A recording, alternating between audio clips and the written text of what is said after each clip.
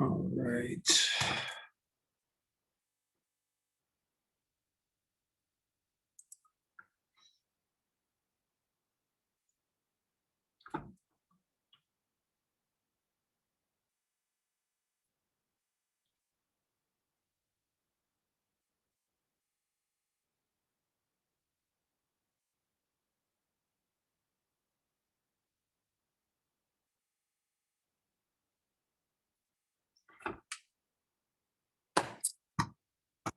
Okay, we are finally in the end game. And got my slides.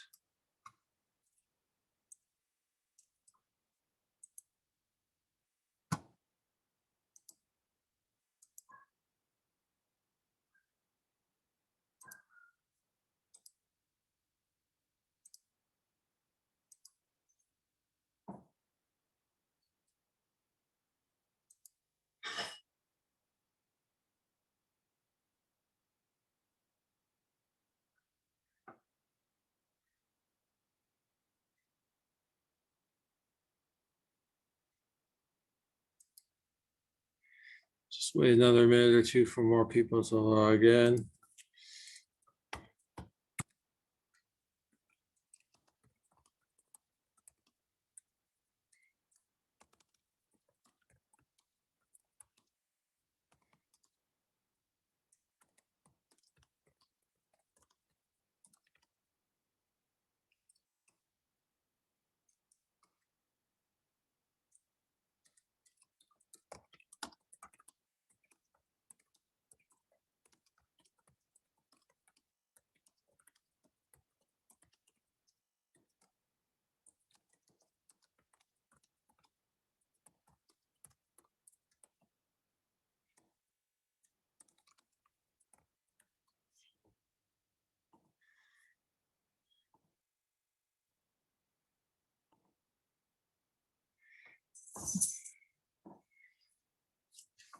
All right, so I'm gonna let's wait one more minute. We should get more than 4 students today.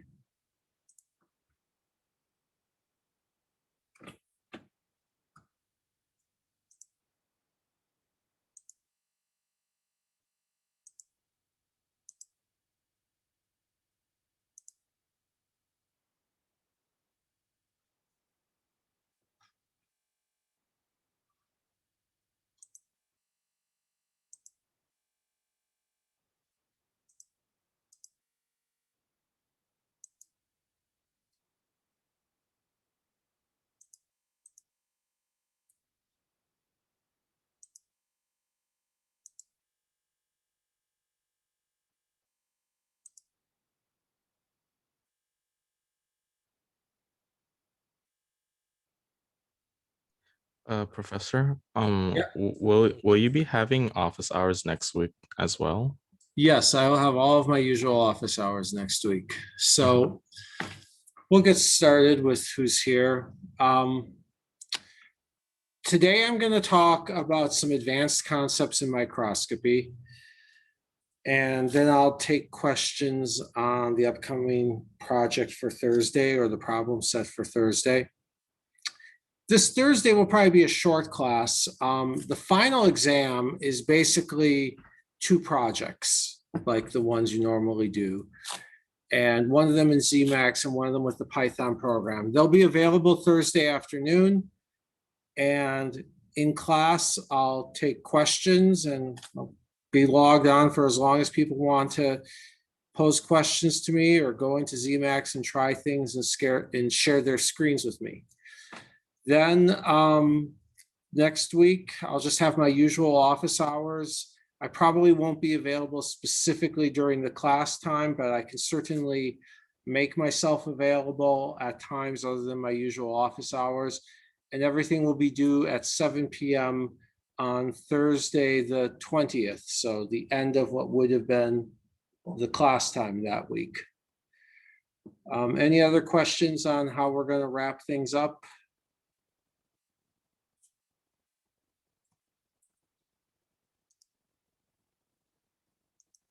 All right, then let's get started. I'm going to share my screen. I'll start by showing you some slides by someone else in the field.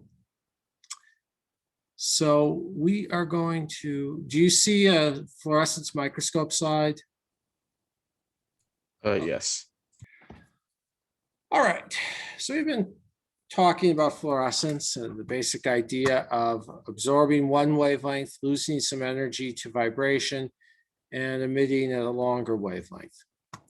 Well, here's a pretty common fluorescence microscope setup. You've got a blue light source. You've got some optics that collect the light. There's a filter that makes sure you're only sending in the wavelength that you want. And then there's this 50-50 beams. Well, there's this, wavelength selective beam splitter. At one wavelength, this thing is highly reflective. And so it'll reflect the blue light. Blue light will go into the microscope objective. So a lens that has a very short focal length and a very high numerical aperture. It excites fluorescence. Fluorescence is emitted, comes back up. And the fluorescence is at a longer wavelength. And this thing has been designed to transmit long wavelengths rather than reflect long wavelengths. So the long wavelengths go in, they pass through another filter to make sure we're only getting, again, the wavelengths we want. And here's an eye, but more likely it would be going into a camera. All right, now the confocal microscope is the same idea, except that here's the focal point. Here's where all that blue light got focused. There's actually a whole lot more stuff. Imagine that a whole bunch of the stuff from the other side was here. Imagine I put a pinhole somewhere back here. So we've got the focal point where the laser light, the blue light, was focused. And then the thing glows.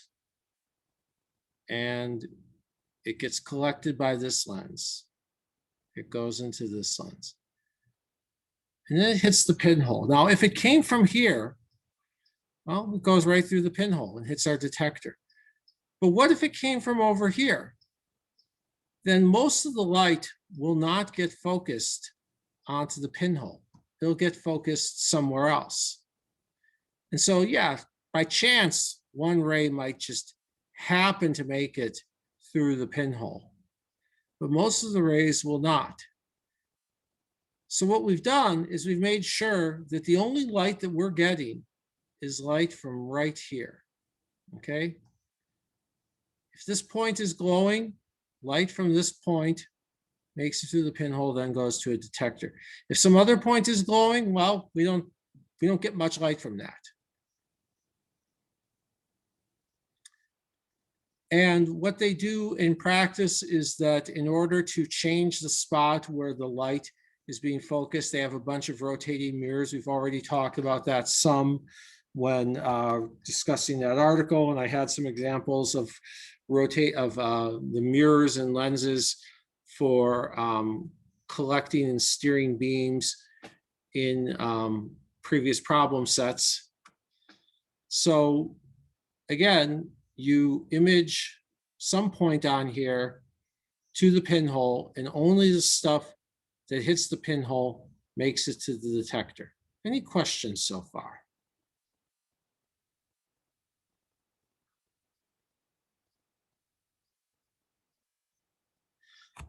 We can do 3D sectioning. All right, this is a way to do three-dimensional imaging. We've been talking all semester about two-dimensional imaging, about imaging from an object plane to the plane of your detector.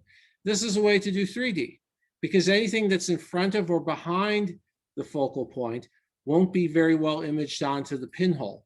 And so that light most of that light won't make it to the detector. So here what we've got is we've got a bunch of small plastic beads, polymethyl methacrylate, a very common plastic. And it turns out that one of the easiest things to get in science is small fluorescent plastic particles. They have a lot of uses in chemistry, biology, and engineering.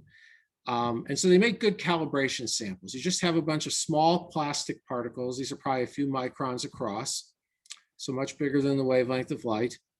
And they glow. They've got some fluorescent dye in there. So you hit them with whatever wavelength causes them to fluoresce, and they will emit at a slightly longer wavelength. And by doing that trick with the pinhole and then scanning one point at a time, you can build up a three-dimensional map. And since these things are cheap and we know what they should look like, you can say, oh, wow, I've got a three-dimensional stack of beads, and I can actually get a three-dimensional rendering of that stack of beads. Now, of course, there are limits. Eventually, there's something called photo bleaching, which is basically that if you hit a dye with light again and again and again, I sketched out before this very simple scenario where you've got excited states.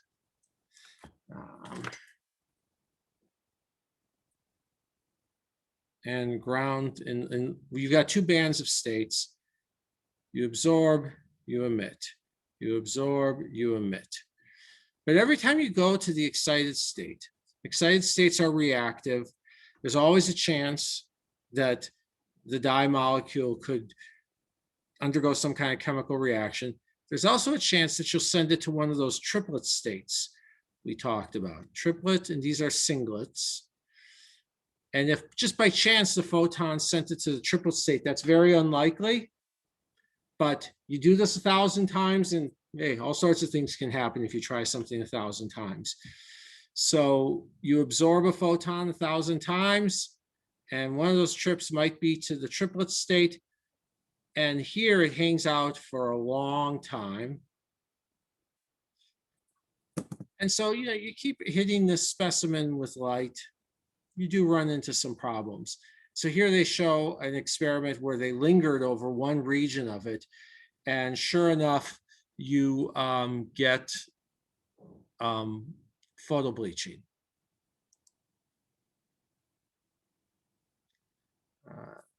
Oops, I'm going to turn off the annotation. All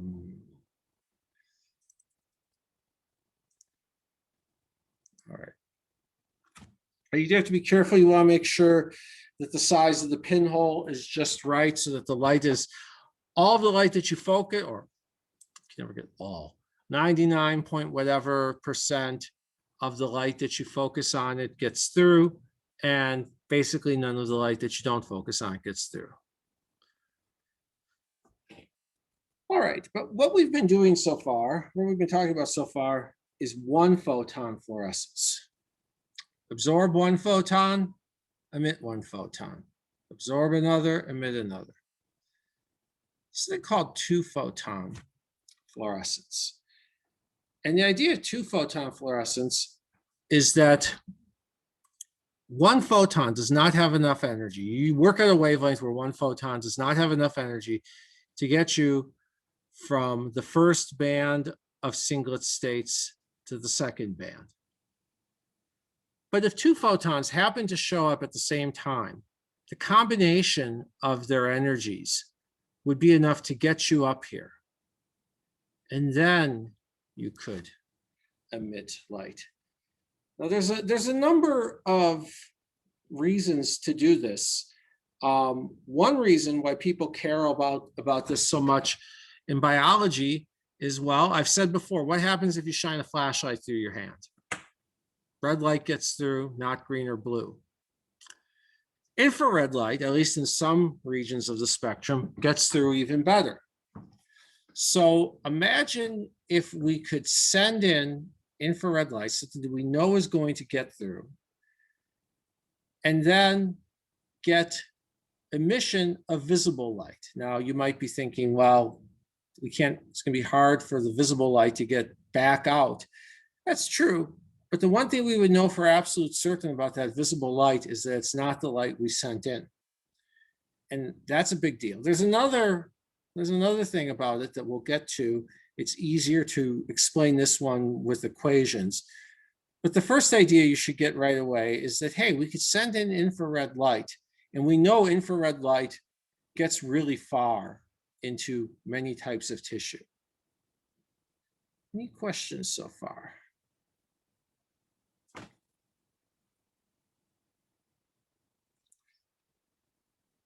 Well, for one thing, in order to, if you're going to need 2 photons at the same time, what is the probability of 2 photons arriving at or near the same time? The answer is really, really tiny in most cases.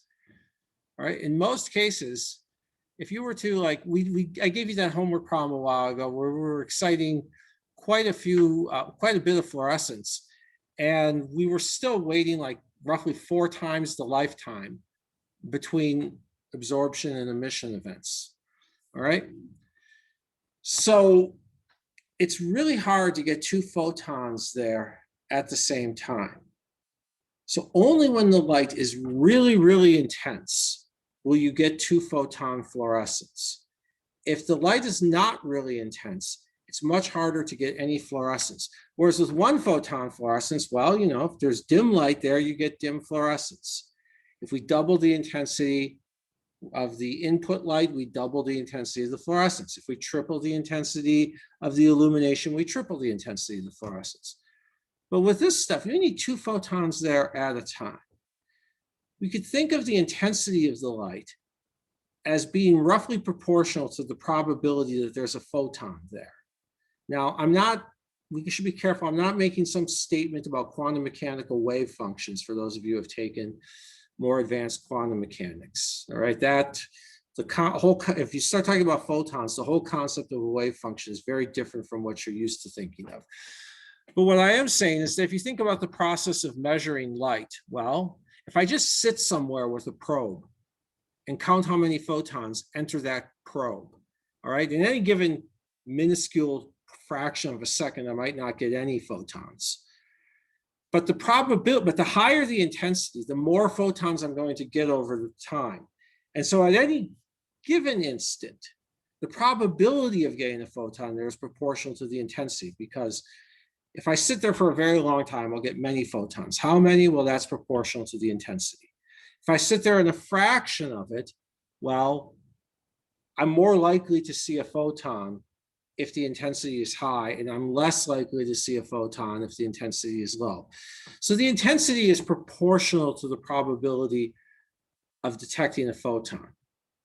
Well, what's the probability of detecting 2 photons then? It's going to be the intensity squared. For the same reason that I flip a coin, what's the probability of heads? 1/2. I flip a coin twice, what's the probability of getting 2 heads? 1/2 times 1/2. I flip it 3 times. What's the probability of getting 3 halves? 1/2 times 1/2 times 1/2. That's qualitatively the same idea with light absorption. And people will do more than 2 photon. People will do 3 photon. And then with 3 photons, the probability of seeing 3 photons at a time is proportional to intensity cubed, because the probability of getting 3 heads in a row would be 1/2 times 1/2 times 1/2. What does all that mean? That means that if I cut the intensity of this light in half, I don't reduce the fluorescence by half, I reduce it by 1/4. If I cut it by 1/3, I don't reduce it by 1/3, I reduce it by 1/9. And if I cut it by a factor of 10, I don't reduce the fluorescence by a factor of 10, I reduce it by a factor of 100. So the intensity decays very rapidly as we get away from where the beam was focused. So what we know is not only is the wavelength of the input light very different from the wavelength of the output light, which is a good thing to know, but any light that we do get out must almost certainly come from the focus. Questions so far?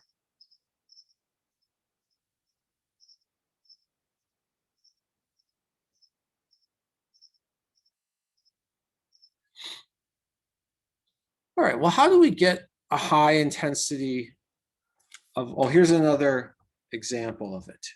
All right, here they sent in a laser at a wavelength that was chosen to excite 1 photon fluorescence from this sample of dye. And you can see the beam traveling through the dye and everything's glowing. Some parts are glowing brighter than others, but everything's glowing. Here, they've got a laser calibrated, or a laser whose wavelength was chosen to excite 2 photon fluorescence. Unless you're right at the focal spot, you don't see anything. So what that means is that any light we get out, we know must be from where we focus the light. So now imagine we send in some high intensity pulse of light focused to a tiny spot. Send in infrared light, because the infrared light is going to get farther into the tissue. Any visible light we get out, at least any visible light within the range of wavelengths we were expecting from the fluorescence, pretty much has to be from this spot right here. So we have guaranteed spatial resolution. And you could say, all right, so we do that.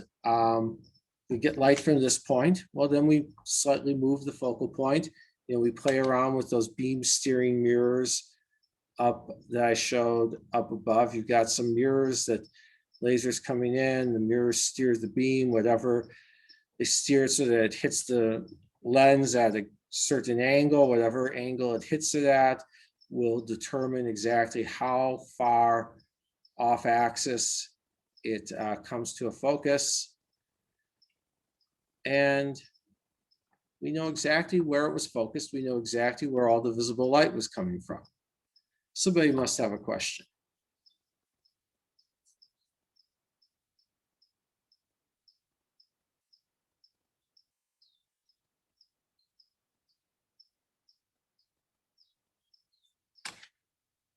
This stuff is really useful. So here is a nice paper that, wow, from 8 years ago. To think that stuff this is awesome stuff that's probably already out of date. These are images of a mouse brain, and they're doing 3 photon microscopy. And with 3 photon, they're able to go down. You can still see they chose to image the blood vessels. Blood vessels aren't the only things you'd want to look at, but they're certainly important things.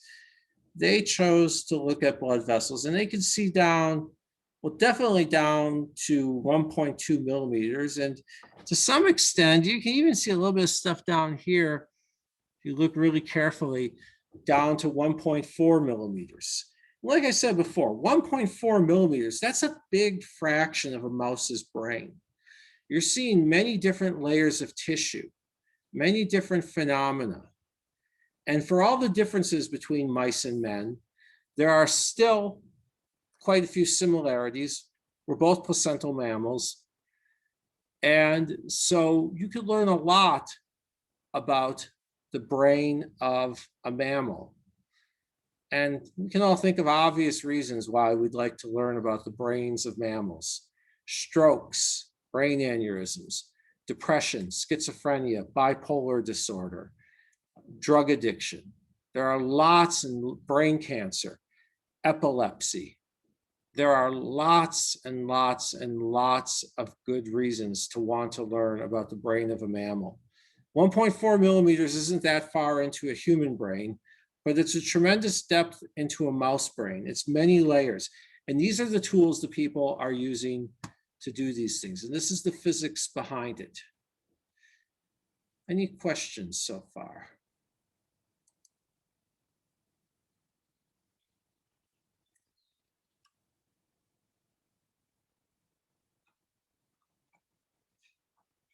See if there are any other pretty pictures in here that I want to show. No, well, let's look at this diagram again. All right, so the mouse is here. We've got a microscope objective that we can move, and we're going to have to move it up and down to get the 3D in order to get the third dimension. There are ways to play with the third dimension that people have worked on since then. But you've got a laser, These are pulsed lasers. Can anybody guess why these are pulsed lasers?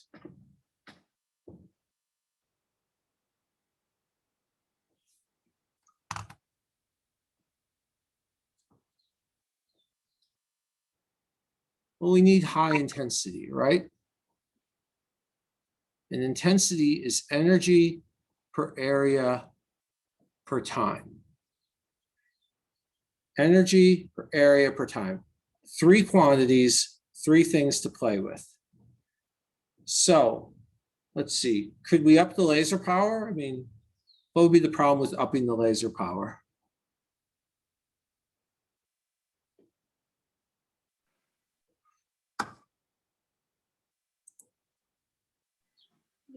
Trying to find the chat. Where did the chat box go? Yeah, short time equals large intensity. So short time is tiny denominator. That's an easy way to up the intensity. Now, another thing you might say is, hey, the area is in the denominator. Why not just change the area of the beam, make the area smaller? Can anybody think of a problem with trying to make the area smaller?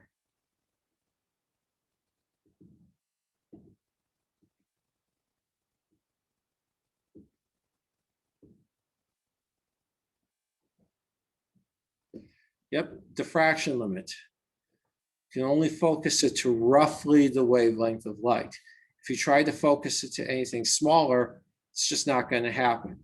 And so you get a good microscope objective, diffraction limited performance. That takes you somewhat part of the way, but it doesn't take you anywhere close to all of the way.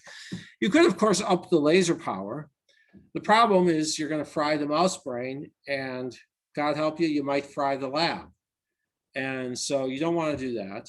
You don't want to send in any more energy than you absolutely need to. So short light pulses are the way to go. All right, a bunch of focusing optics, filter.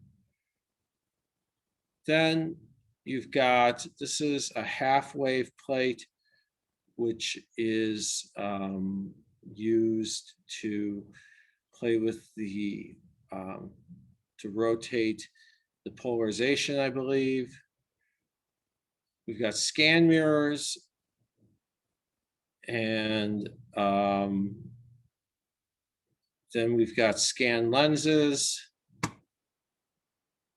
DC stands for dichroic. Dichroic is a way of saying that it reflects some wavelengths and transmits others. The light that's hitting this is from the laser is transmitted. The fluorescence that comes off is reflected. Then they have more filters because they're actually getting 2 different wavelengths. There's actually 2 different processes going on. 3-photon fluorescence and 3rd harmonic generation. And I'll explain what those mean in a bit. Let's explain it now. You know what? Well, okay, we'll do 2nd harmonic. 3rd harmonic is the same idea. This is 2-photon fluorescence. You absorb 2 photons. There's a little bit of energy lost, and then you fluoresce. So the energy of this emitted photon is not quite 2 times the energy of the input photons. There are processes in which the energy is exactly twice the input photon energy, or exactly 3 times. Those are called 2nd harmonic and 3rd harmonic. Harmonic meaning, well, like in musical notes. So you know how if you have a musical instrument, and there's the fundamental frequency, there's the fundamental frequency that it's vibrating at. But in reality, it's not just producing that frequency, it's producing that frequency and integer multiples of it. The 2nd harmonic is the 2nd term, is twice the fundamental frequency. In Fourier series, for those of you who have taken math methods and learned about Fourier series, the 2nd term is often called the 2nd harmonic. The 3rd term is often called the 3rd harmonic, and so forth. It turns out that 2nd harmonic and 3rd harmonic generation are rather difficult processes. They don't always happen. You can't just send in light. You can send light into many, many things and get fluorescence. Not everything, but many things. Getting harmonic generation is much harder. Second harmonic generation only happens with special kinds of molecular structures. Third harmonic generation requires very careful alignment of polarization. And so that means that only a few things can cause a second harmonic signal. Only a few things can cause a third harmonic signal, or at least a significant third harmonic signal. In the case of biology, second harmonic signals, the most famous example is actually collagen, which is an important component of tissue. And so these are highly selective signals. The third harmonic generation is very different from the 3-photon process. In the 3-photon process, you lose some energy to vibration. And so you could have a mouse with some sort of fluorescent protein that's going to produce 3-photon fluorescence. And wherever you see the 3-photon signal, you say, hey, that part of the tissue has the fluorescent protein that we were interested in. Whereas the third harmonic generation would be more specialized oriented structures. Good questions so far.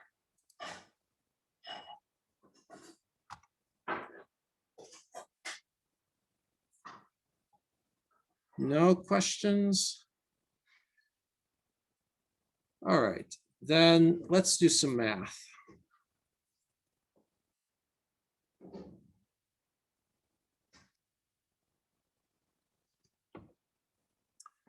So again, let's try to understand why we need the pinhole for 1-photon microscopy, but we don't need the pinhole for 2 photons. So we've got blue light coming in.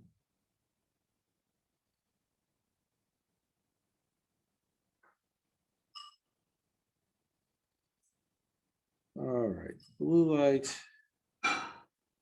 it's focused here.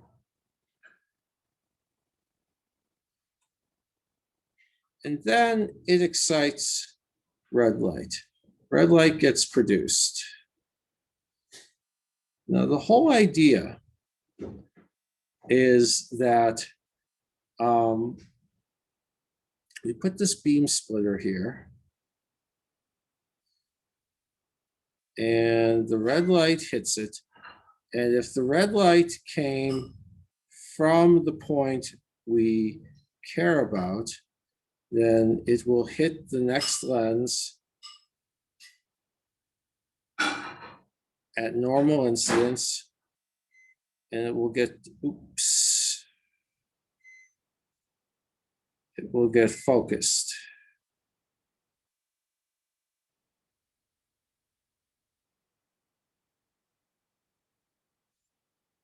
To there. So we put a little pinhole here. And all of this light hits our detector.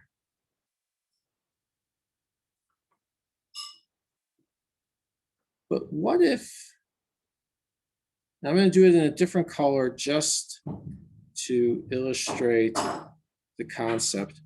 What if it come off, still came from the focal plane, but it came from an off-axis point? What would happen once it hits this lens?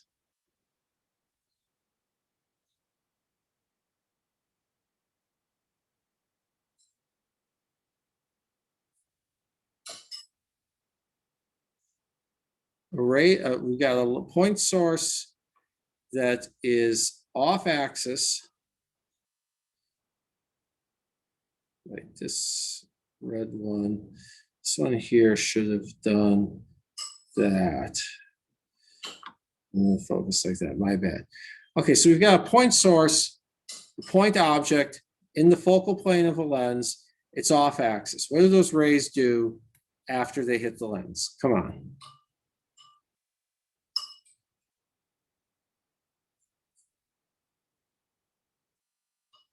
Rays of light from an off-axis point, one focal length away from the lens. Don't make this hard.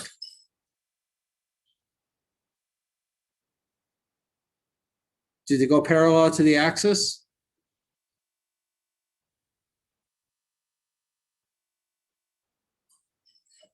Come on. It's like a second week of class question. They go parallel to the axis. Can't hear you, Andrew. I think it's a bad connection. Yes. They Now go I can parallel. hear you. So When what do they're they do? When they are one focal length away, the rays go parallel To each other or to the axis? to the when it's off, when the object is off axis, they will be parallel at an angle theta Yep. using the equation height equals focal length times tangent theta. Yep. So these, I mean, some of them might coincidentally, they're going to go like that. And I will draw it like there. So these rays, when they hit off axis, they will come to a focus like right there. They don't hit the pinhole, right? So these get rejected. These get accepted. That's the idea of confocal. Now, someone once said to me that with confocal, you don't need the pinhole because we're focusing all of the blue light to a point. And if we're focusing the blue light to a point, well, then this point will be brightest. And they're right, this point will be the brightest. We're going to get more red light from here than from anywhere else. But here's the problem. Although we get more red light from there than anywhere else, because we get more red light from each molecule there than what we get from anywhere else. There are more molecules. There are more molecules in other planes. Each of these molecules is receiving less intense light, but there's more of them. So let's work out how those things balance.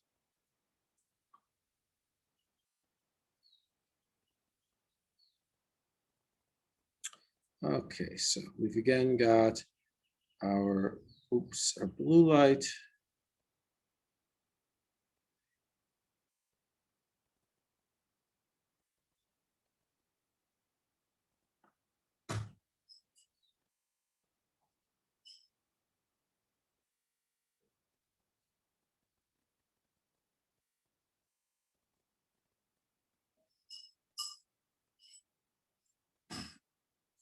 All right, so let's say that we're going to slightly oversimplify things.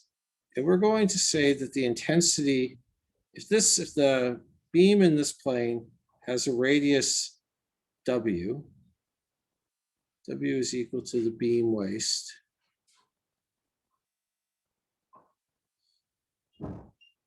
Then the intensity is equal to the power over pi W squared, okay? Of course, it's not really evenly spread over that. That's an approximation, but that will do for now. More accurately, we could say that it's P e to the minus R squared over 2W squared over W squared, and I think there was a pi in there. I might be off by a factor of 2 right now, but that would be more accurate. And then if we integrate this, we get just the power. All right.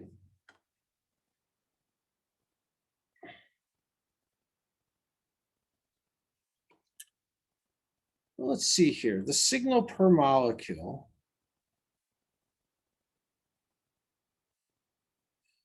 is equal to sigma I. We learned last time about this absorption cross-section times the fluorescence efficiency, right? Photon emission rate was proportional to sigma times intensity. And we divided by h bar omega because we wanted to count the number of photons. But here we'll just talk about power, and so we won't bother with that. So the signal per molecule is going to be a cross section times this, times the intensity. Well, the total signal should be equal to the number of molecules times the signal per molecule. Let's see, the number of molecules in this plane. I'm going to give it a width dz, and then I can say that this is the volume times density or concentration times the signal per molecule. Let's see here, the volume, that's going to be pi w squared times dz times some concentration, number per volume,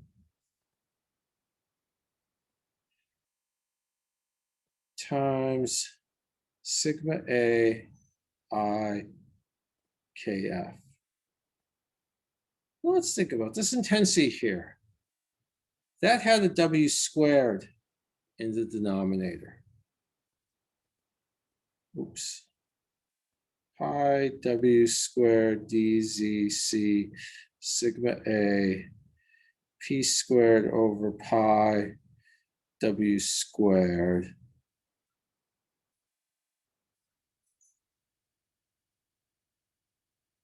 Huh. Looks to me like the signal that I get from this plane here, this little slice,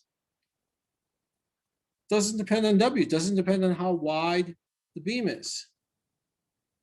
So if I had drawn it over here, I would have gotten the same answer. Yeah, I would have had a smaller number of molecules, but I would have had more signal per molecule. You see the problem? We're getting the same signal from every plane. So we need the pinhole, right? We absolutely need that pinhole. Needing the pinhole means that we need some beam collection optics over here. Well, that's not the most expensive thing in the world. But here's another thing that it means, needing that pinhole.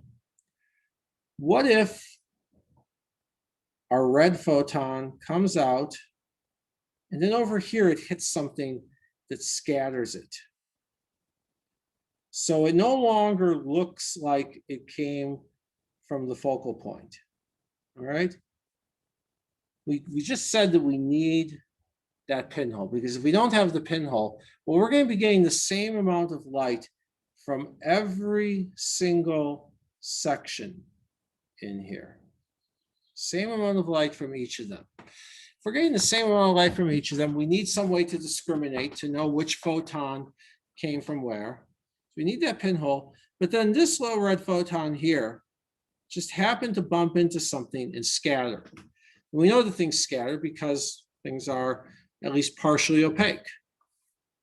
So this photon no longer looks like it came from there. The lens knows how to take a photon that came from the focal point and send that through the pinhole to our detector. However, this photon looks like it came from somewhere back there. The lens is going to take this, and I could try to do the ray trace right now. Maybe I'd get it right, maybe I'd get it wrong, but it doesn't really matter, because whatever it's going to do with this, it's not going to be sending it to the pinhole. It's going to be sending it to, I don't know, maybe here or here. So we just lost that photon. All right. The pinhole is doing exactly what we hired it to do. It's blocking any photons that are behaving as though they came from somewhere other than the focal point. And in the process, we're losing any photon that happened to get scattered because the thing that we're looking through is partly hazy. Any questions on that?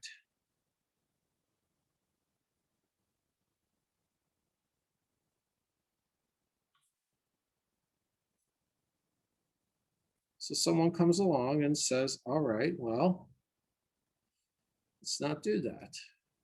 Let's just use a nonlinear microscope. Let's use a multiphoton microscope. I use those two terms interchangeably, but I really, really shouldn't.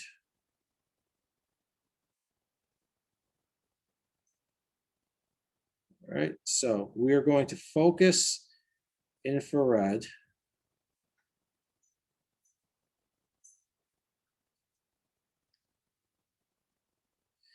And then what we get out will be higher energy.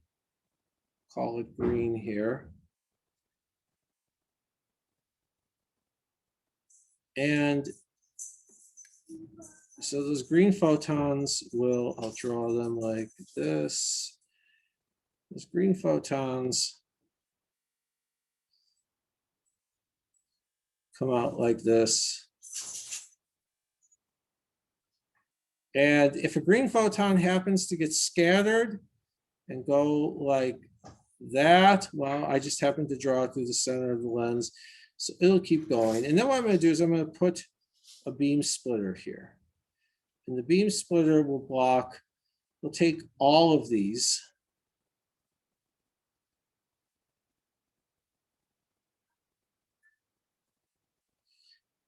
And you can look at the scattered photon and you're like, well, that thing is in no way, shape, or form going to be aimed at a pinhole. You're right, it's not aimed at a pinhole.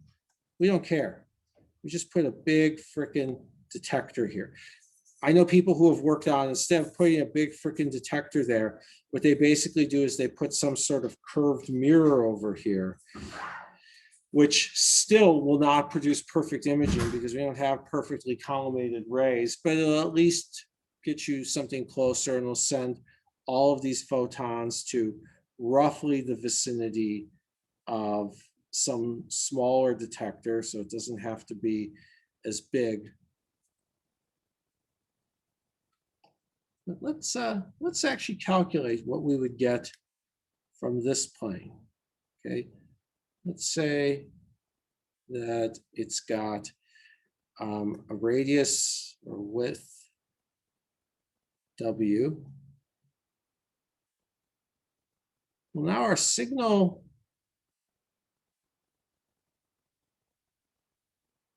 per molecule is equal to some multiphoton absorption cross-section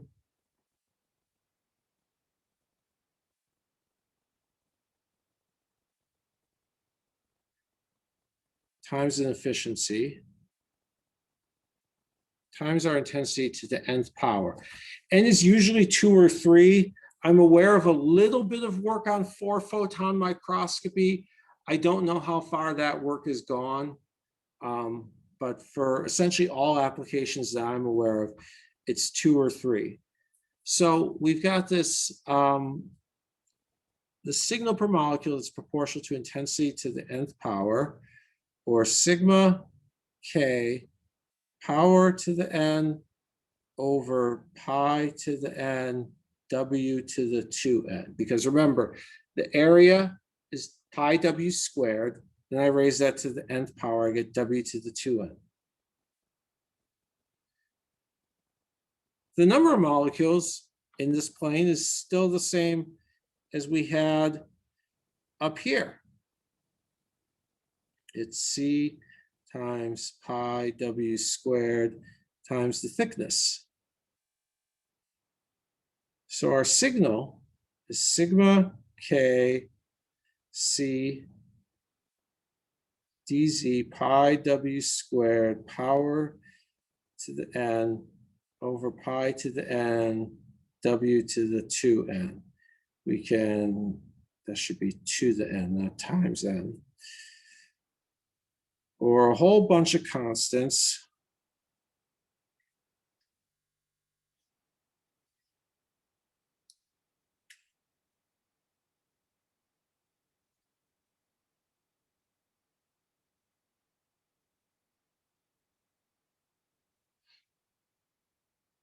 So let's say n equals 2.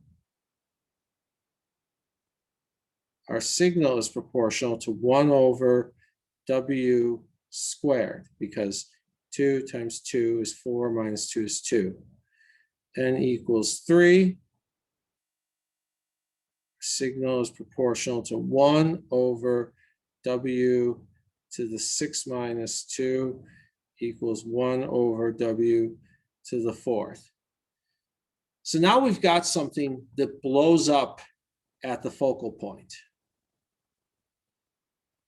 Blows up right there and dwarfs everything else.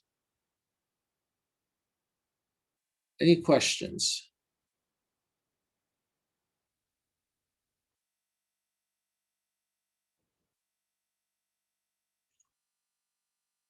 Well, the fact that it blows up means that any signal you get is almost certainly from here. Yeah, there's a tiny bit from elsewhere.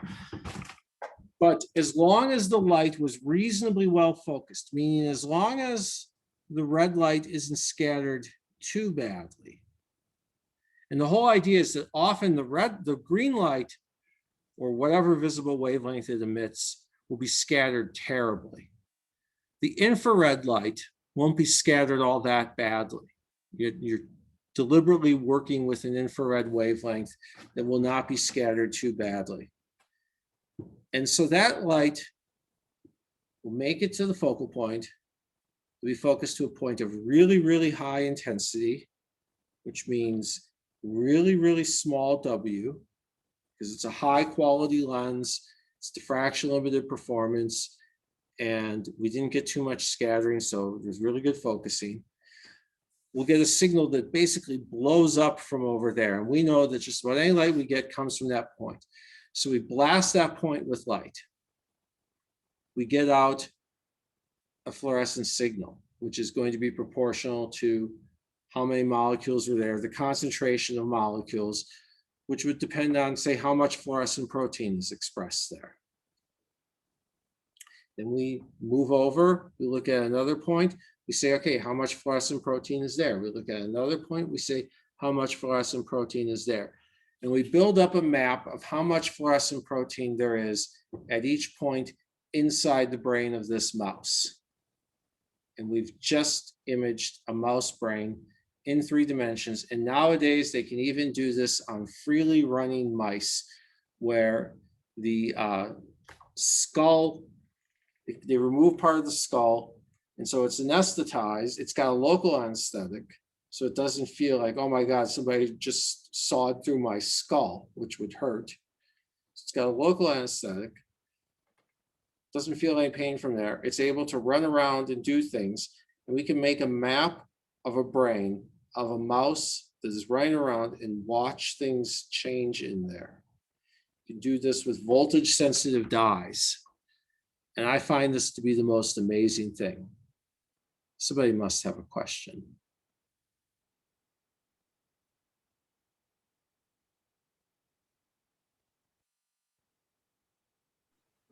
I'm kind of confused on the difference between the first example you gave with the signal and the second example, on why they're not the same. Because in this case, in the first case, the denominator just has the width squared, or the area that it's focused to. And so your signal per molecule is inversely proportional to area, and directly proportional, and the number of molecules is directly proportional to area. So you've got area in the number of molecules, area in the numerator from the number of molecules, area in the denominator from the signal per molecule, and they cancel. Yes. But when it's a multiphoton process, the signal per molecule is proportional to the nth power of intensity. So instead of being 1 over the area, the signal per molecule is now 1 over area squared, or 1 over area cubed. But you still, in the number of molecules, just have area in the numerator. So you've got area up top in the numerator and area squared in the denominator, which leaves you with 1 over area, or 1 over width squared. Got it. Okay. That's the whole trick of multiphoton microscopy. That's why multiphoton microscopy is so useful. Other questions?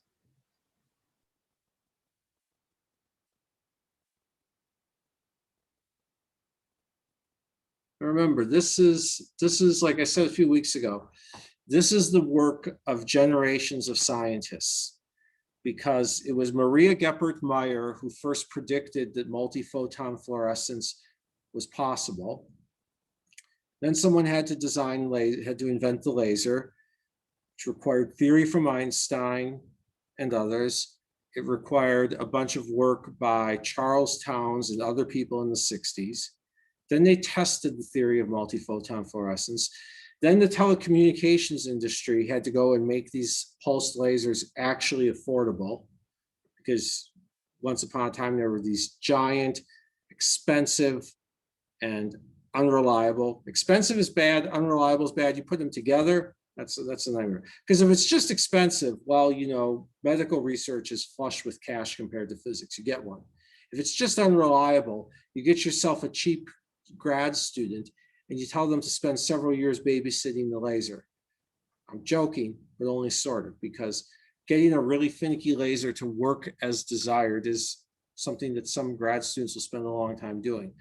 But if it's expensive and unreliable, well, no. So the telecommunications industry had to make these things at least vaguely affordable and highly reliable. Then people had to take these from the telecommunications industry and get everything to work in a context that would be useful for biologists. And so when you think about the sheer number of different types of expertise needed over the ages to go from Maria Geppert-Meyer's thesis to, hey, let's take a mouse which has a gene for bipolar disorder, and let's do multiphoton microscopy on it while it runs around and see what parts of the brain light up under different conditions. That's freaking amazing to me. I still can't believe that I live in a world where people can do this. And someday it's actually going to fix something. Any questions? So how do they do it when the mouse is moving? When the mouse is moving,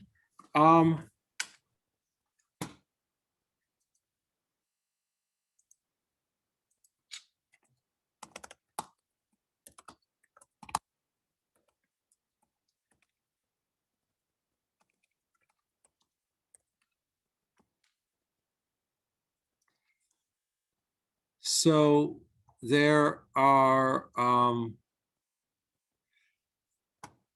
these are,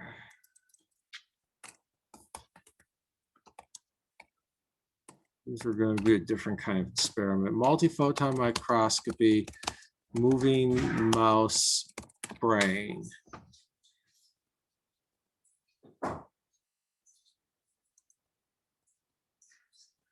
How do nerve cells in the brain process information from the senses and have complex behaviors?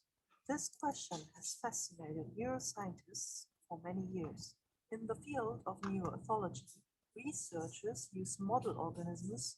In the last decade, it has become a microscope with it of brain circuits and the free.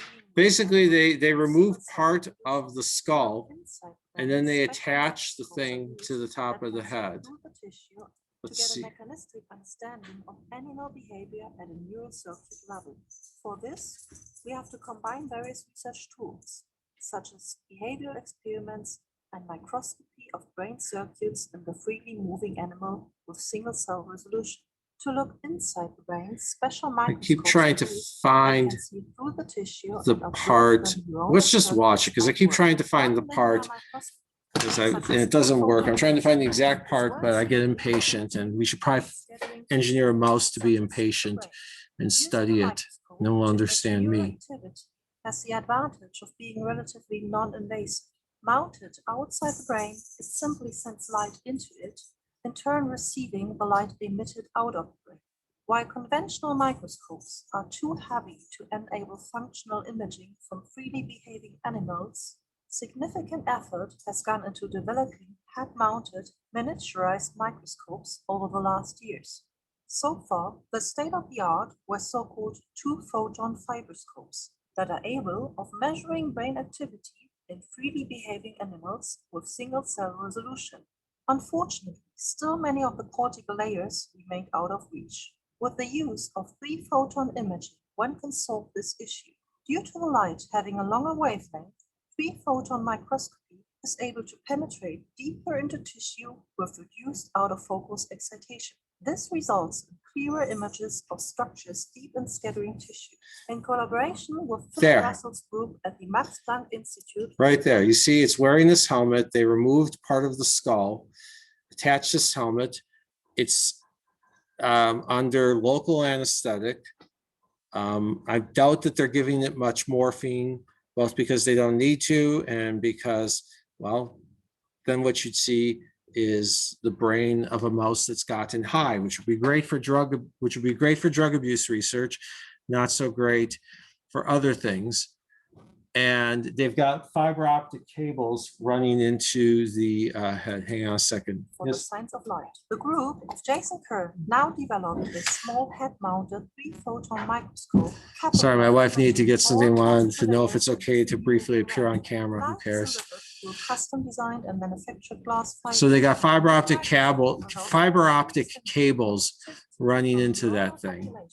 Even when the animal runs or jumps over extended periods of time, complex behavioral tasks can be performed while the brain is being imaged. They published their results in the Nature Methods article, three-photon head-mounted microscope for imaging deep cortical layers in freely moving rats. The fiberscope weighs only 5 grams, a weight well suited to cortical imaging in rats. It is capable of functionally imaging the majority of the cortical thickness of mature rats. The researchers expect the fiberscope to be widely applicable to behavioral research, as previous microscopes were limited in their imaging depth and unsuitable for use over extended periods of time, restricting the types of behavior that could be observed. Researchers are now able. Other questions? In the video, I didn't see a strap around his neck. Do you happen to know if it's mounted on top of the skull only? Basically, in order to seal it to the skull, I mean, they've removed a portion of the skull. It's basically glued on there. They have to glue it in order to ensure a good seal so that the thing doesn't fall off, so that stuff doesn't get in or out, so that cerebrospinal fluid doesn't escape, so that germs don't get in. So basically it's glued on there. And that apparently provides enough mechanical stability. Other questions?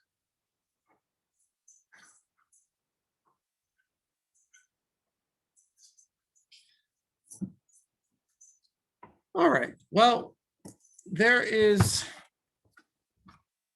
okay. That is the basic idea of multiphoton microscopy. Now, they use it for a lot more than neuroscience. I find the neuroscience applications the most compelling, both because of personal interest in the medical applications there, and just because the brain is so complicated, and just because there's something really cool about the idea that you have a microscope mounted to an animal running around and you're studying what happens inside the animal while it is doing the, well, as close to normal of a thing as it can do in a cage with a fiber optic cable coming out of its head, which the more you think about sounds pretty dark and depressing, but it's probably the least bad thing that we do to animals, using them to cure a disease. One thing I mentioned in there was that we can't, one limit to ramping up the intensity is the diffraction limit. And now I want to say a little bit about the diffraction limit. So we're going to go through parts of a talk that I often give on the work I've done over the years on super resolution microscopy.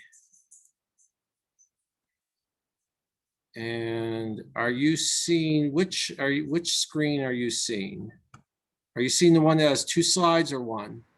The one that has 2 slides. Okay. So I'm a theorist, but I work on microscopes because, well, Ernst Abbe did both theory and experiment, and he's the guy who worked out the theory of the diffraction limit. And this is from the Zeiss company website. And they just say that once they knew what the diffraction limit was, then they had a benchmark. Then they could look at what they're getting from their microscope and say, okay, what's our resolution? If our resolution is close to this fundamental limit, we know that any additional improvements will probably be costly. If it's far from this fundamental limit, well, there's probably some significant gains to be made. Likewise, now that they've overcome the diffraction limit, what are the new limits that replace it? So an ideal lens, 2-point objects would produce 2-point images, but in reality, they form 2 overlapping blurs. And I won't go through the origin of the diffraction limit. I'm just going to talk about the ways that people have found around it. The basic idea is that sub-wavelength information is accessible. All right. Even though I've been saying that you can't focus the light to a spot smaller than the wavelength of light, here's an oversimplified simulation of an image of something whose position just happens to perfectly coincide with the center of a pixel. Everything's nicely symmetric. Then we shifted a 1/4 pixel. And you see how the right side gets a little bit brighter? Then we shifted a 1/2 pixel. And you see how these two are equally bright? Well, that's telling us something. Even though this thing is much more than a pixel across, even though this thing is a wavelength across, we can figure out where is this object. Where is this object located? We can figure it out by looking, seeing the effects of subpixel shifts. And if it's apparent to our eye, if it's clear enough that a human brain can just look at it casually and see it, then the computer can probably do it too. So the basic idea of a lot of the things that people have worked on over the last 15 years is that instead of having both molecules on at once, again, overlapping blurs, first you have one of the molecules emitting light. It emits a whole bunch of photons, produces an image. And we look at the center of it and say, hey, that's where the molecule is. And then the other molecule, the first molecule just happens to turn off, and the second molecule just happens to turn on. And of course, I say just happens for convenience right now. We'll get into how people actually do it. Well, that one forms an image. We find the center of that image and we say, hey, that's where that molecule is. And you build up this image with quantitative validity, right? You have a quantitatively accurate map of where everything is. All right, now the whole idea is that a lot of fluorescent molecules blink. I gave you an oversimplified view. I'm still giving you one, but I gave you an even more oversimplified view of fluorescence last week when I said that, that you just shine light and it emits. You shine light, it absorbs, it re-emits. Absorbs and re-emits. Many fluorescent molecules will do that for a while and then they'll just stop. So for a long time, people looked at fluorescent molecules that spent more time stopping than fluorescing and said, well, that's no good. And in the mid-2000s, someone said, wait, that's not a bug, that's a feature. So imagine we've got just a handful of these fluorescent molecules are currently absorbing and re-emitting. Each one of them builds up an image, and the center of that image is the position of a molecule, okay? Then later on, a different selection of molecules are on.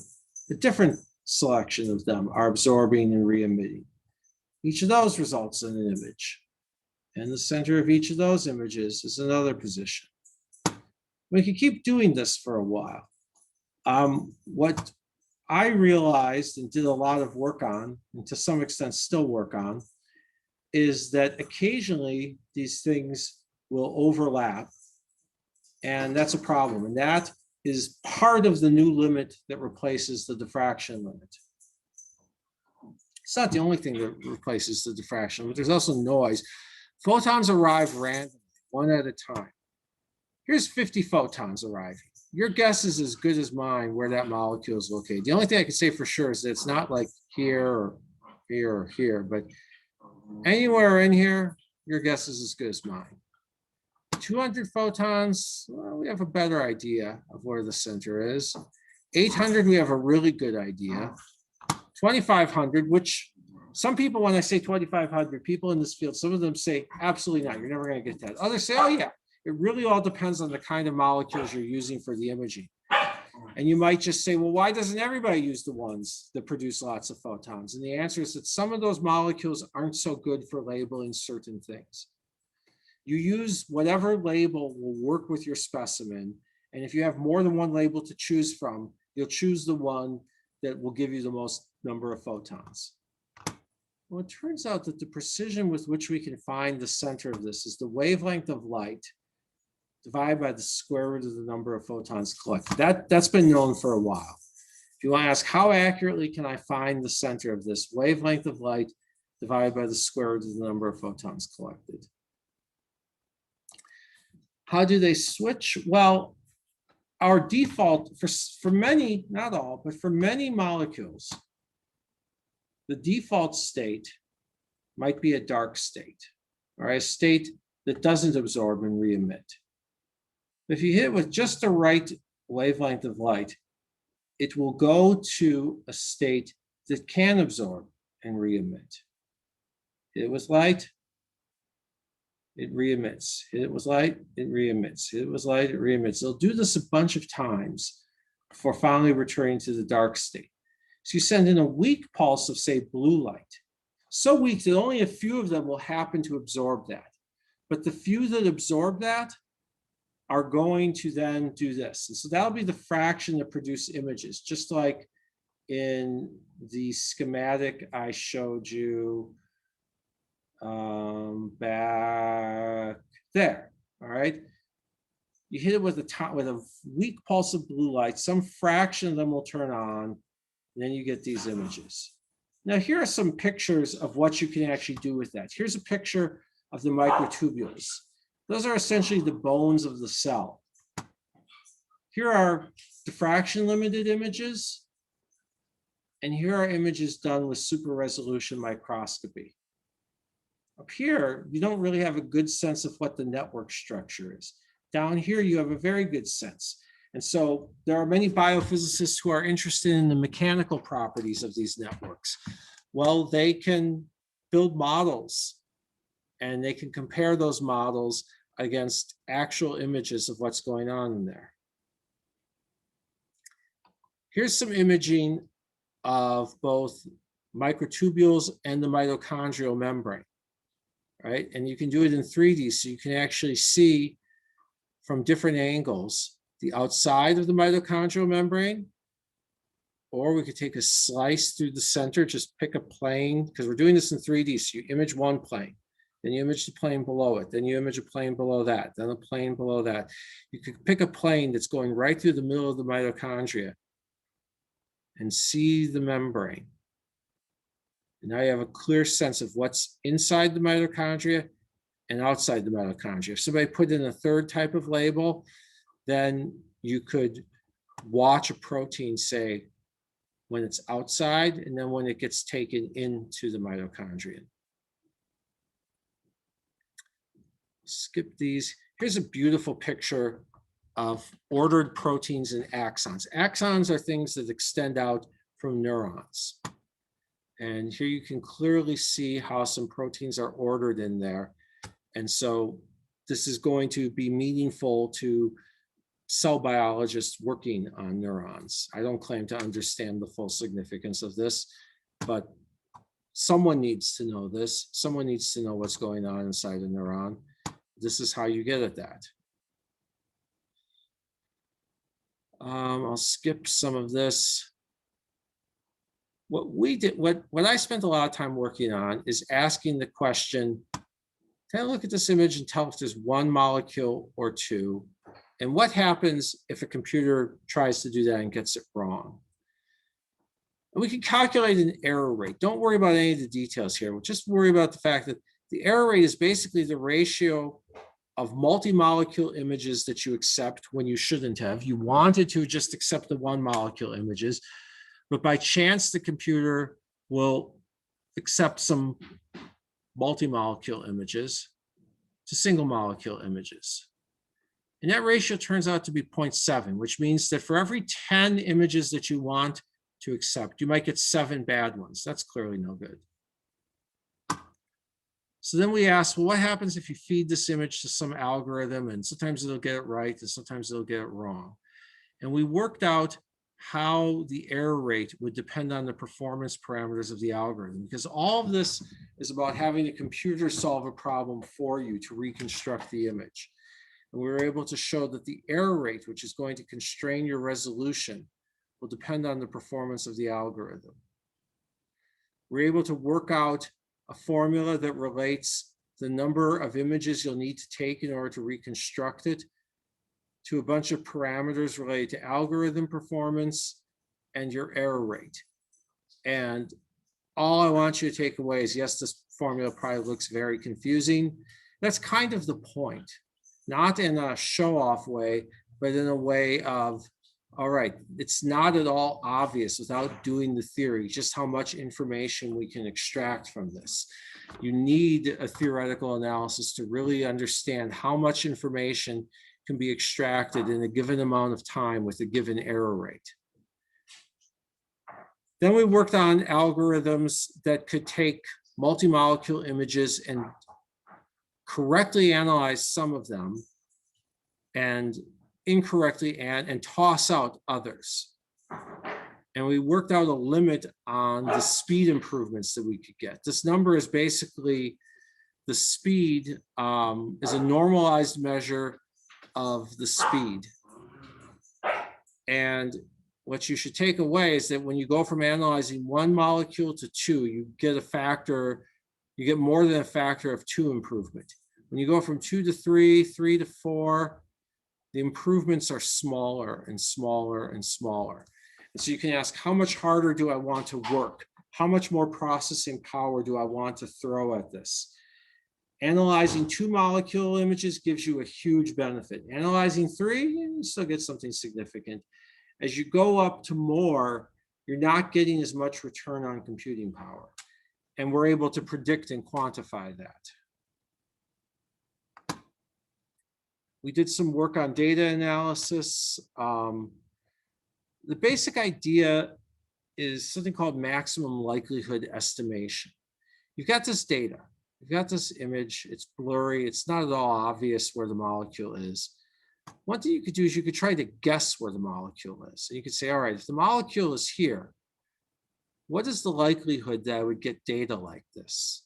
And this likelihood is calculated taking into account the noise, the imperfect performance of the camera, all of it. And for some molecular positions, this data is quite likely. It's quite likely you get data looking roughly like this. For others, like there, it's very unlikely. And there are mathematical theorems proving that this is basically, in some very strict sense of the word, some very carefully caveated sense of the word, this is the ideal way to analyze this kind of data. Well, we decided to speed it up. We recognize that, you know how I said a few weeks ago, we will often approximate the focused beam profile as a Gaussian e to the minus x squared? Well, the interesting thing is that, the Gaussian is factorizable in 2 dimensions. It's a function that depends on x squared and a function that depends on y squared. And when you do your data analysis, you could basically sum over an entire column and have something that just depends on x, and sum over an entire row and have something that just depends on y. And then you could fit the thing that only depends on x to figure out the x coordinate of the molecule, and fit the thing that only depends on y to determine the y coordinate of a molecule. And so instead of the runtime of this algorithm being proportional to the area of your image, it's proportional to the linear dimension of your image. So you have an algorithm that in computer science terminology is order L, not order L squared. Skip that. Why is this thing not? Skip that. I did a little bit of work on what happens when molecules bleach. I'm not going to lead you through that story, but if you're taking Lagrangian mechanics with Dr. Botana Alcalde, and you're wondering, when am I actually going to use Lagrangians? When am I actually going to use variational calculus? Well, in order for us to solve the problem of the optimal acquisition time in the presence of bleaching and how to control these experiments, when as molecules are getting damaged, you have to change the laser power. In order for us to solve that problem, we had to use variational calculus. So Euler-Lagrange equations show up in more than just mechanics.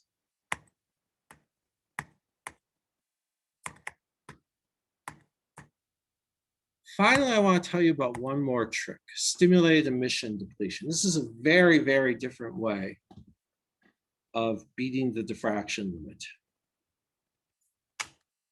So first, what you do is you just hit a sample with a beam of light. And it's a focus beam. It's got a width of about a wavelength, and everything in there is going to get sent from the ground to the excited states. Okay. Now, if we wait a few nanoseconds, all of these molecules will emit light. Why wait? Right? If we wait, we're just going to get light from a region whose size is the wavelength of light. And all we'll know is that this light came from something of size lambda. We'll have resolution lambda if we wait. In 1994, what Stefan Hell realized was that you don't have to wait. You can hit it with second beam. The second beam is something called the donut mode because it's got a hole in the center. It's dim over here, it's bright here, and here. And the second beam, its frequency, its energy, is tuned to the downward transition. So you know how when I was telling you about lasers, I was telling you about lasers and stimulated emission, and how if something is sitting in its excited state and another photon comes by, it will drop from excited to ground so that it can do what that photon that just came by is doing.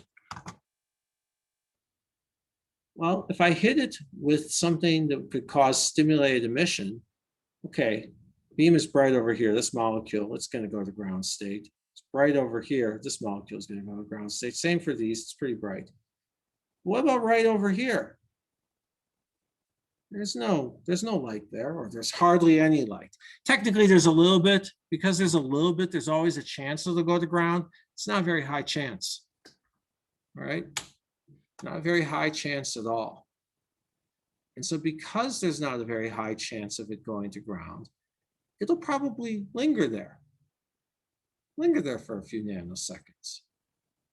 So what you do is first you raise them to the excited state, and then a picosecond later, don't want to wait too long, picosecond or so later, you hit it with the second beam.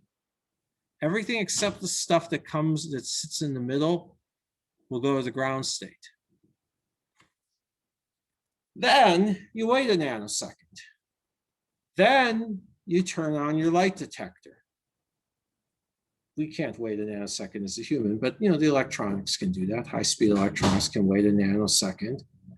So the high-speed electronics wait a nanosecond, and then they start collecting light, and any light that they get can only be from here. Any questions on that?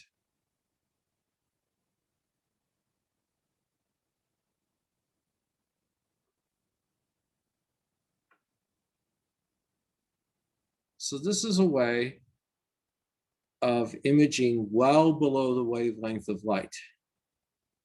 This is a way of taking pictures of things much smaller than the wavelength of light. Everything I told you before is still true. We can't focus light to a spot smaller than the wavelength of light, or at least we can't focus much light to that. That doesn't mean that we can't see things smaller than the wavelength of light. We can still see things smaller than the wavelength of light if we're willing to wait and build up the image a few molecules at a time, either by having them blink on and off and just image the ones that are on, or selectively turning off everything except the stuff at the very center. And if we selectively turn off everything except the stuff at the very center, then we can just see the stuff at the very center. We can see something much smaller than the wavelength of light. And all of this back when I was in college, well, a little bit of it was known, but only known by a few people and not really widely used. This is one lecture where I can truthfully say that I'm learning things that no one could have taught me in college. And there's even a few pieces in here that I contributed. And I think this is a pretty good way to end applied optics. I've been talking about imaging systems all semester and how they work. And now I'm showing you what's at the edge of what's possible in imaging systems. So any questions?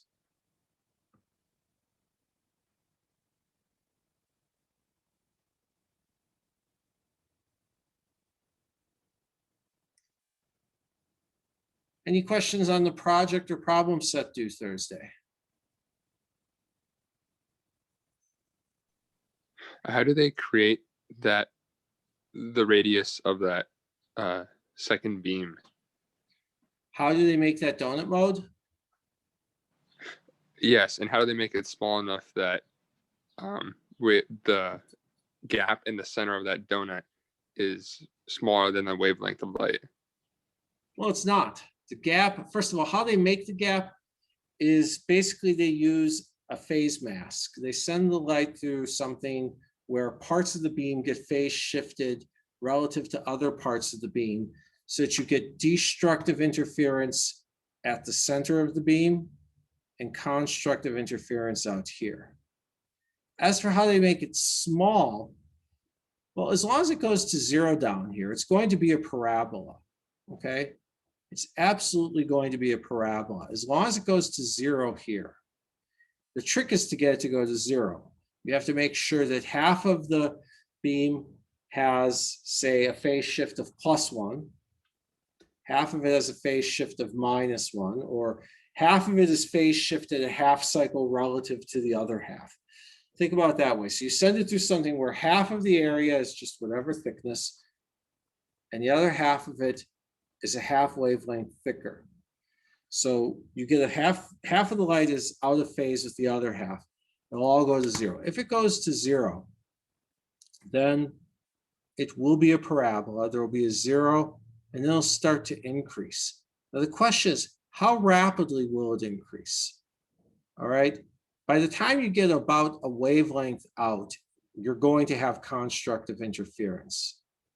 All right. So it's going to rise pretty rapidly. You actually want it to rise rapidly. Because what you really want is you could ask, what's the rate at which things go from excited to ground in response to stimulated emission? Well, it's proportional to the intensity of the light. And so if the intensity isn't high until you get out to, say, here, then any molecules in this region here, from here to there, a lot of them are going to still be in the ground state. Sorry, in the excited state. A lot of them are going to still be in the excited state. Well, you don't need any special optical tricks. You just need to turn up the power. If you turn up the power, then think of this entire thing as being shifted up, except the 0. You know, if I take 0 and multiply it by 10, 0 times 10 is, hang on, nothing, carry the nothing, nothing. All right. So right here at the center, if I turn up the power by a factor of 10, still doesn't undergo stimulated emission. If I turn it up by a factor of 10, then whereas before maybe anything out to here was below the threshold where it was likely to return to ground. Maybe now anything out to here is below the threshold. So I'm going to get molecules still in the excited state between here and here. The ones that are going to wait a few nanoseconds to fluoresce will be between here and here. Whereas everything further out in either direction will have fluoresced. I could always, in principle, turn up the power even higher. I'm going to run into various problems like not destroying the lab and not frying my specimen. But if I happen to have a very good laser that is able to produce these high powers without destroying anything, because I got a good cooling system and it's all very efficient and whatever, I can do that. Now, frying my specimen, that's a whole other issue. But at least in principle, all we have to do is turn up the power. We don't need any special optical trick. We just need to turn up the power and we make that region smaller.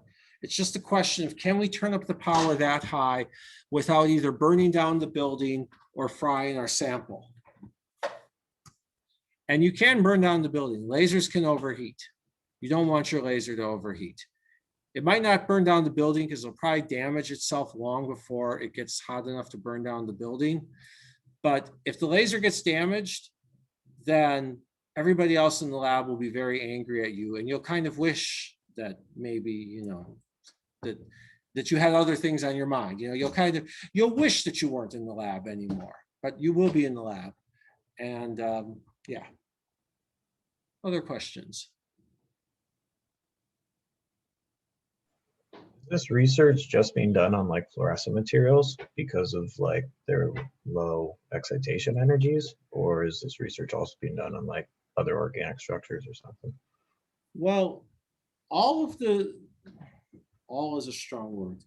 Most of the super resolution work I'm aware of involves fluorescence, partly because those are the applications I know best, and partly because the thing everyone realized was that we can get around the wavelength of light if we have some control over the state of the thing that we're imaging. If you're controlling the state of the thing that you're imaging, then it's probably emitting light for you. The only other thing you might be able to do, and I haven't really given much thought to how you would do this, is if you had a material that could either be absorbing or reflecting or transmitting, depending on what you do to it. That would be interesting. I haven't really thought of how to apply super resolution to, instead of changing whether or not something emits light, changing whether or not something can absorb or reflect.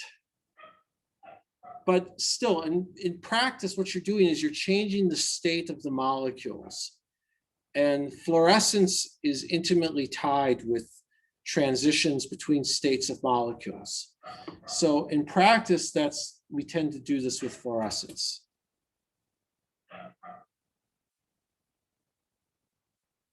Other questions?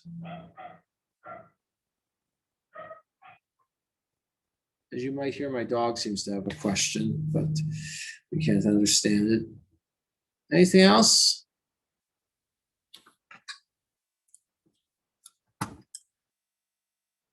Any questions on the upcoming project that's due?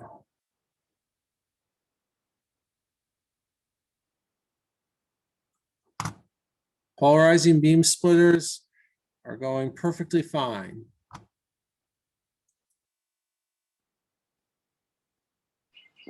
To be clear, you said we would be given the project at noon next Thursday? 5 o'clock. Oh, 5 o'clock. Okay. Yeah. Actually, 4:30. 4:30 is when it's going to be available. So you have a chance to look at it before class. Okay. And it will use Zmax and the Python code? Yes. Excellent. I'm sorry, is it available this Thursday or next Thursday? This Thursday. No, you have a week to work on this project, not a few hours. You have a week. Yeah.